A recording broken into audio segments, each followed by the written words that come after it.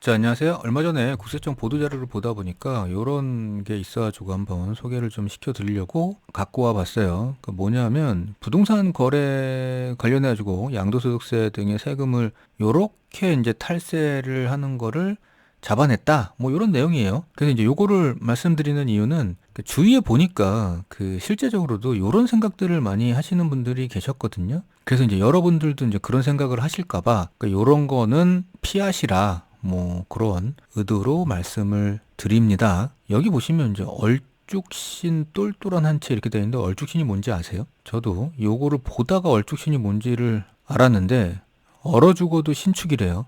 신축 아파트 비싸잖아요. 그리고 이제 부동산 시장에서도 실제 신축 아파트가 선도하죠, 가격을.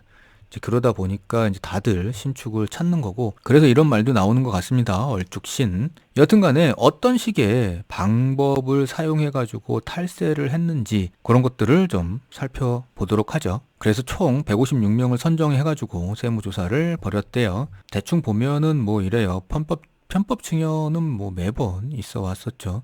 그리고 뭐 신고 누락한 자금을 가지고 고가 아파트를 취득한 혐의, 그다음에 이제 실제 매매가 아닌데 가장 매매나 아니면 중간에 법인 끼워 넣기를 가지고 세금을 이제 안 내는 경우, 그다음에 이제 다운 계약 거래 이런 걸로 양도소득세를 안 내려고 한 노력이나 특수관계자 간의 저가 직거래, 그리고 뭐 지분 쪼개기 기획 부동산인데 뭐 지분 쪼개기 기획 부동산까지 살펴볼 필요는 없고요. 요거는 요렇게 네 가지가 어떤 건지 한번 볼게요. 자, 첫 번째입니다. 이거는 이렇게 하라고 말씀드리는 게 아니라 이렇게 하시지 말라고 말씀을 드리는 거니까 따라하지 마세요. 자, 첫 번째 뭐냐면 가격 급등 지역인 강남 쪽이겠죠? 고가 아파트를 취득을 했어요. 근데 소득이나 재산이나 직업 등에 비춰서 자금 능력이 부족해서 부모 등으로부터 편법 증여를 받았거나 아니면 소득 신고를 누락한 것으로 의심되는 혐의예요. 우리 보통 이제 6억 이상인가요? 아파트를 사게 되면 그 이 자금 출처에 대해서 거래 시에 이제 제출을 하게 되잖아요. 그 거기에 내용들이 한국부동산원에도 들어가지만 국세청으로도 넘어가기 때문에 요즘에는 이제 그런 요렇게 그 자금 출처를 소명하라는 그 경우가 굉장히 많아졌어요. 이 경우는 뭐냐면 이제 부친이 있는데 자녀 아들이 고가 아파트를 강남에 취득할 수 있도록 요거 취득 자금을 이제 준 거죠. 그러니까 증여세 신고를 안 했으니 편법 증여라고 여기서 표현을 하고 있는 거고요. 이제 아버지는 고액 배당금을 받았고요. 상가도 매각했었대요. 그래서 자녀가 서울 소재 고가 아파트를 취득했고, 근데 공교롭게 고 취득하기 얼마 전에 부친이 고액의 배당금을 받았고 상가도 매각했다는 거죠. 근데 사실 요거는 어디서부터 시작하냐면 여기에요. 그 자녀가 고가 아파트를 취득한 여기 사실부터 이제 시작하는 거죠. 그래서 국세청이 볼 때 소득을 번 것도 없고 그 다음에 증여를 받은 것도 지금 신고 들어온 게 없는데 이 고가 아파트를 취득했다는 건 뭔가 이상하다 해가지고 여기서부터 이제 시작하는 거죠. 그래서 이제 따라 올라가다 보니 결국에는 최종적으로 이 부친이 어디서 자금이 들어왔는지까지도 이제 조사가 되고 있는 거죠. 이제 이렇게 되면 이 증여세를 뭐 탄로했다는 게 여기서 되는 거고 결국에는 이제 추징까지 가겠죠. 그 다음에 이제 두 번째는 가장매매 부실법인 끼워 넣기예요. 그러니까 뭐 가장매매는 이런 거죠. 이주택자가 주택 하나를 팔면은 세금을 내야 되잖아요. 근데 이 중에서 하나를 친척 등한테 허위로 이전하는 거죠. 그리고 나서 나머지 하나만 남긴 다음에 1세대 1주택 비과세를 적용한다. 요런 논리인 거고, 부실법인을 중간에 끼워 넣기는 뭐냐면 개인 명의가 아니라 부실법인, 그러니까 법인 명의로 요거를 부동산을 한 번 양도한 다음에 다시 다른 양수자한테 이렇게 파는 방법을 쓰고 있는 거예요. 뭐냐면 가장매매 같은 경우에는 뭐 이게 실제적으로 또 가끔 일어나는 걸 본 적이 있는데 본인이 두 개 주택을 가지고 있는데 그 중에 지방에 소재하고 있는 그러니까 양도 차익이 적을 것 같은 이런 것들은 친척한테 허위로 가장으로 명의를 이전을 일단 해 놓는 거죠. 이렇게 되면 나머지 고가주택인 주택 하나만 남기 때문에 요거를 1세대 1주택으로 비과세 신고를 합니다. 그리고 나서 이 상태가 되면 여기 친척한테 가장으로 매매했던 요거를 다시 찾아오죠. 여기서 이제 오고 가는 이 거래 대금은 굉장히 거의 뭐 취득가액이나 아니면 굉장히 저가로 양도양수를 해 가겠죠. 그 다음에 이제 부실법인 끼워 넣기는 뭐냐 하면 이 부실법인은 사업을 하고 있지 않은 그냥 껍데기만 있는 폐업 상태, 휴업 상태의 법인입니다. 그래서 여기 양도인은 실제적으로는 최종적으로 여기 양수법인인 여기에 넘기게 돼 있는 건데 여기에 팔게 되면 이 양도 차익이 어마어마하다 보니까 양도소득세가 굉장히 많이 나오게 되겠죠. 그래서 여기에다가 이제 곧 망할 부실법인을 끼워 넣고요. 양도인이 이 부실법인에 팔 때는 이 양도가액을 거의 취득가액하고 비슷하거나 아니면 더 낮게 양도를 하는 거죠. 그러면 양도소득세가 안 나옵니다. 마이너스이기 때문에. 그래서 이 양도인 개인은 양도소득세를 낼 게 없죠. 그리고 나면 이 부실법인은 요렇게 사온 거를 고가로 시세대로 여기에 양도를 하게 되겠죠.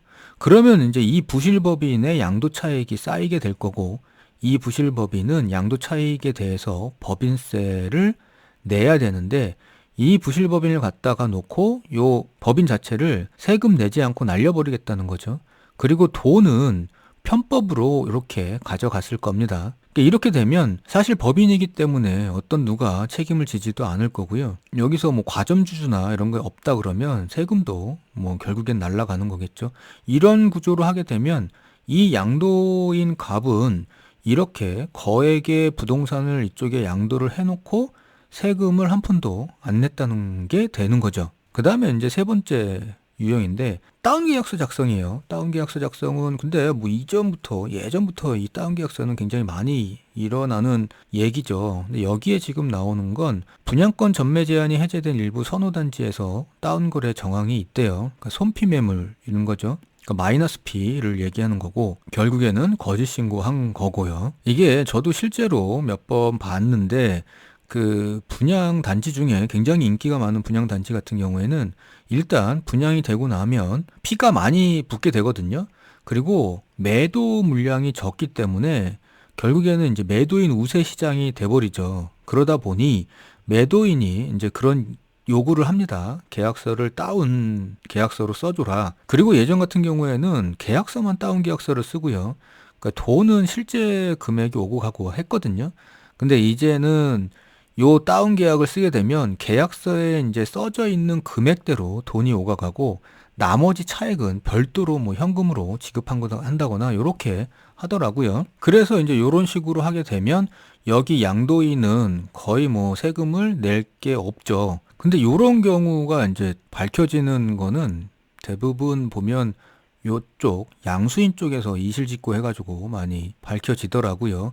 그러니까 이 그 다운 계약에 대한 조사는 뭐 국세청뿐만 아니라 지자체에서도 요거는 별도로 하니까 그런 단계에서 많이 밝혀지는 것 같은데 이게 다운 계약을 하게 되면 위험한 게 이런 것도 생각을 해주셔야 돼요. 일단 다운 계약에 대해서 계산했던 양도소득세는 부인하고 실제 금액으로 양도소득세를 재계산하다 보니까 내야 될 양도세는 당연히 또 내야 되겠죠. 근데 이게 고의적으로 계약서를 위조했기 때문에 부당 과소신고 가산세가 40%가 적용됩니다.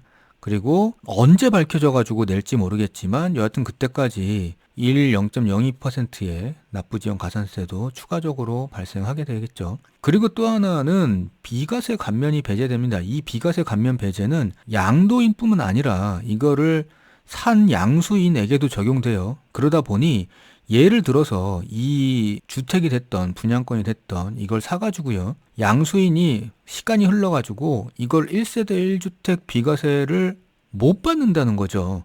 여기서 다운 계약을 썼기 때문에 이거 굉장히 큽니다. 나중에. 그 다음에 이렇게 가산세나 이런 것들은 세금에 대해서 내는 건데 이거 외에도 지자체에서 부과하는 과태료가 있어요.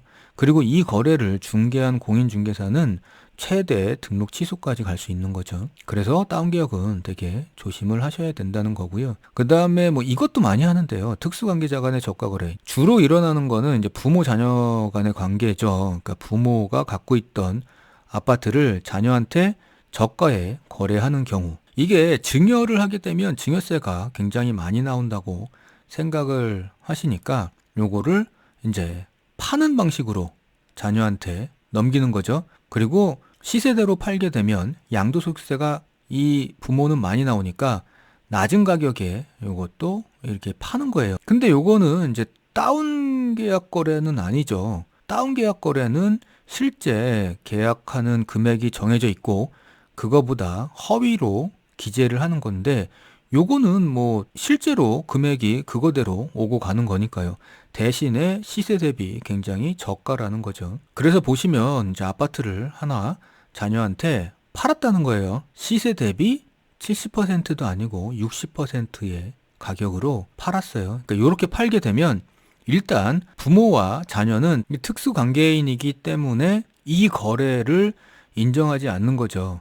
그래서 시가 기준으로 다시 붙이는 양도세, 그 다음에 거기에서 실제로 그 차액만큼은 자녀한테 증여세, 뭐 요렇게 부과를 하려고 할 겁니다, 아마. 그래서 이제 부모 자식 간에는 이제 이런 거를 주의를 하셔야 돼요. 근데 실제로 거래가 있을 수도 있잖아요. 아무리 부모 자식 간이라지만 실제적으로 거래가 있을 수도 있기 때문에 이거는 이제 금액을 산정을 하실 때 조금 검토를 하신 다음에 실제 거래를 하셔야 되겠죠. 무조건 증여로 보는 건 아닙니다. 실제 거래도 있을 수 있고요. 실제로 거래를 인정하는 경우도 있기 때문에 대신에 이제 이 부모 자식 간의 거래에서는 요런 그 가격이나 계약이나 이런 것들을 꼼꼼히 검토를 하신 다음에 거래를 하셔야 되겠죠. 그래서 이제 몇 가지 뭐 구세청 보도 자료를 가지고요. 부동산 거래 중에 뭐 여러 가지 세금 탈루의 사례를 봤는데 뭐 요런 식으로 하면 문제가 생길 수 있다는 겁니다. 그래서 혹시라도 뭐 요런 생각을 하셨다 그러면 생각을 달리 해 보셔야 될 것 같습니다. 감사합니다.